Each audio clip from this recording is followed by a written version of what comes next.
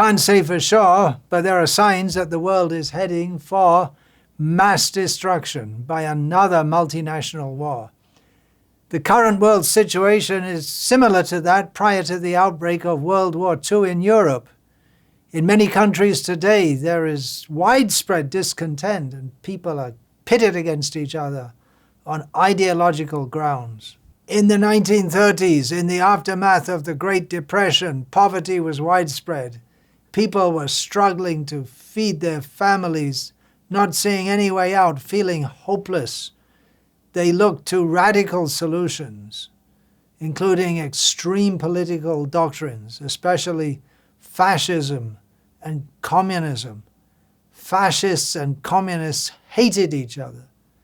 And after several relatively small violent skirmishes, the fascist Adolf Hitler precipitated World War II. And right now in the world today, we have supporters of different ideologies increasingly hating each other.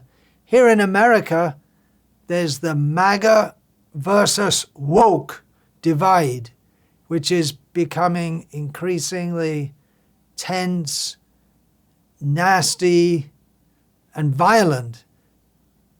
It could turn into a civil war.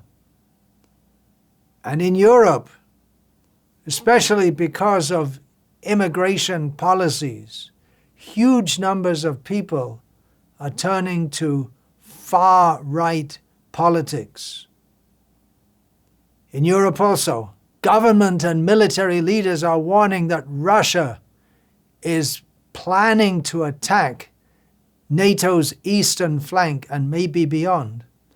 May or may not be true, but war fever is being whipped up, and NATO countries are significantly increasing their military spending, bolstering their civil defenses, and training more young people to be soldiers. Some countries are reinstituting the draft or talking about it. It's all in preparation for an all-out war with Russia, even though there's no overt sign of war with Russia, but just getting in the mood. On the eastern side of the world, there's deep concern about China's expansionist ambitions. And there's the simmering rivalry between India and Pakistan, which can at any time flare up. Nuclear powers. Then, in many places in the world, the rise of radical feminism, toxic feminism, has precipitated widespread, really bad feeling between men and women, in which women are talking about how bad men are, and then men are also talking about how bad women are, and men and women don't want each other, increasingly, which seems crazy, because normally men want women and women want men. What's going on was previously unimaginable, and it's going to destroy any society from the inside. This gender divide is poisoning much of Europe and North America and China, and very pronouncedly in South Korea. In various ways, people are so agitated all over the world that they are as if mentally preparing themselves for any eventuality, even going to war. And of course, war just means immense loss of life, immense destruction, immense misery. Eventually one side wins, but actually both sides lose. With today's technology, we can hardly imagine what kind of destruction there can be. The nuclear option becomes inevitable when one side starts to lose, And soon everything will be finished, with much of the human race wiped out. We're not talking about some doomsday credo, but the signs are there that this could happen. Albert Einstein, way back, said, "I do not know what weapons the Third World War will be fought with, but the Fourth World War will be fought with sticks and stones." In other words, the devastation will be so massive that whatever is left of human society will be reduced to primitive savagery. Madness, isn't it? What is this madness? It's not just now, but throughout the centuries. This madness impels people to go to war. Why can't people just sort out matters between themselves? In Europe, did anyone even think about trying to discuss with the Russians? Consider why the Russians are taking actions perceived as threatening to Europe? Could there be a peaceful solution? Or without even investigating diplomatic approaches, have they just concluded that there's no use trying to discuss with the Russians? We just have to expect that they're going to attack us and get ready, arm ourselves, be ready to fight. And then when the Russians see this, they'll see that, well, they're becoming aggressive. And then each side builds up, and then one or the other, on some small provocation or pretext, is going to think, we'd better attack them now before they attack us. And then all hell breaks loose. Makes any sense? Can't we all live together peaceably? Presumably, most people don't want to have missiles coming at them or even sending missiles to others. We want to live in harmony with their neighbors. Disagreements? Yeah, there are always disagreements, but can't they be sorted out by give and take? Can't we avoid build-up of tensions? Can't we avoid this war fever which brings out the very worst in people, where people become enthusiastic to go out and kill other people, the terrible bloodshed, cruelty, heartlessness on a massive scale. It's going on all over the world now in various places where people are going out and they're just looking for others to kill. Can it go worldwide? Yes. Can it be stopped? Seems unlikely. It's almost like a cycle in human history where people get worked up by war fever, stoked by politicians. But there are other factors also. Underlying all this are the subtle laws of nature.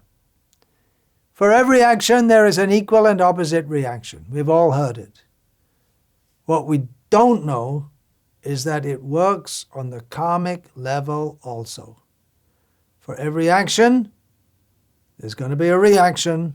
There's already so much killing going on, killing of children in the womb by abortion.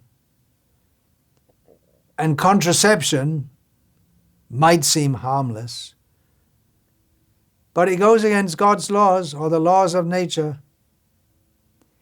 What else is going on? Over the last few decades, billions of animals have been tortured and slaughtered by modernized factory farming techniques. What goes around comes around.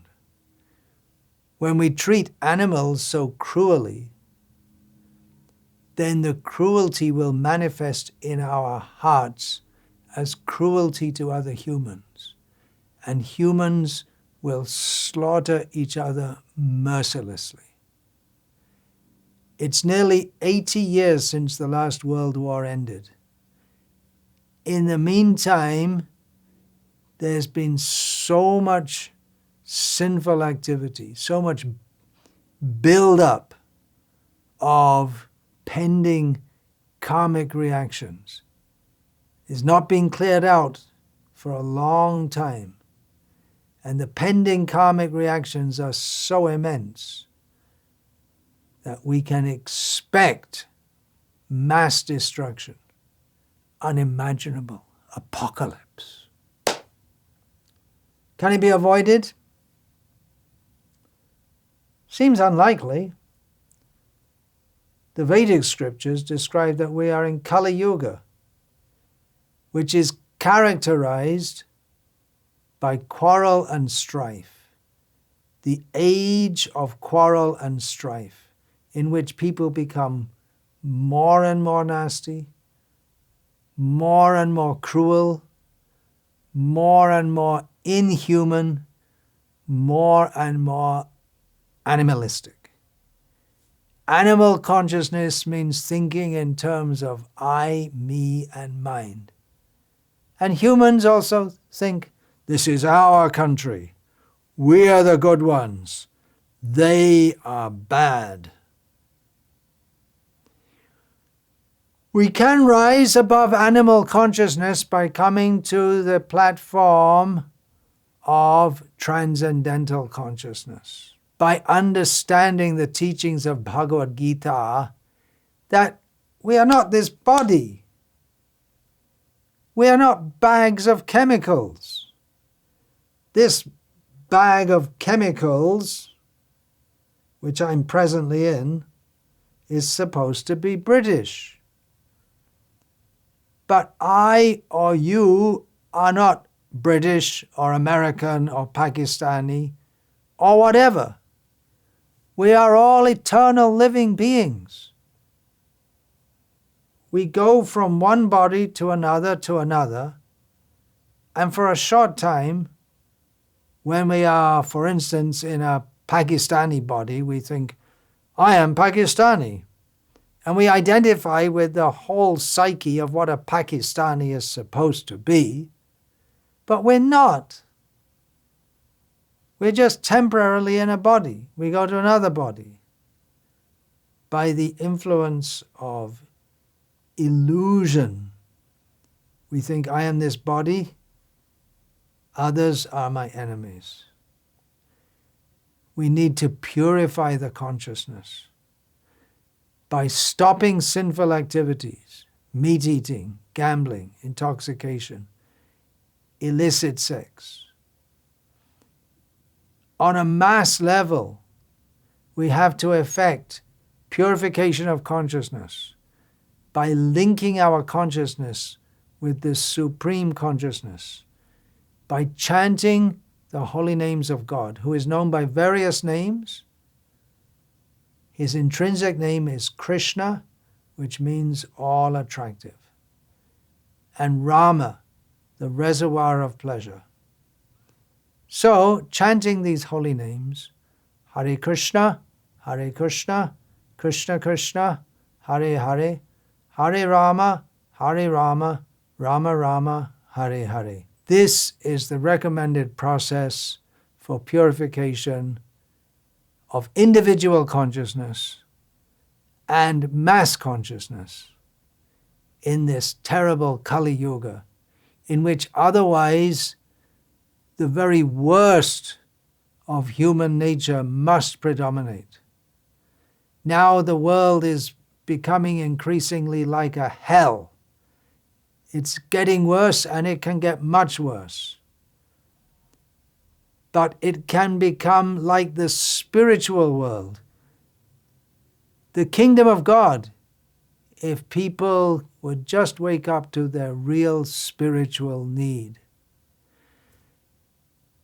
Even if mass wars don't happen, there's another threat of mass destruction from climate extinction.